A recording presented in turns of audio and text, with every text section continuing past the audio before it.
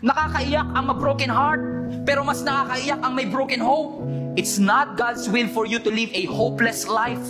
Hopeless na tayo sa ating health, hopeless tayo sa ating career. You're not hoping that things will get better. Hindi ka na umaasa na makakaahon pa kayo sa hirap. Hindi ka na umaasa na gagaling pa kayo sa inyong kasakitan. Lagi kang uninspired, unmotivated. You feel powerless. You feel overwhelmed. You feel like giving up. You concluded in your mind, I will never be happy again. God wants to resurrect yung hopelessness na naramdaman ni Mary and ni Martha. Even death is not a dead end to God. Satan just convinced us na ang Diyos natin incompetent, na ang Diyos natin incapable, na ang Diyos natin ay impotent. No! Ang Diyos natin is able to do exceeding abundantly above all that we could think or imagine. Lagi sinasabi ni Satan sa'yo, walang magagawa yung Diyos mo, hindi ka pinapakinggan ng ating Panginoon. So the next time that you look at your situation, look with hope. You may feel dry, empty, and overwhelmed, but remind yourself, God is able.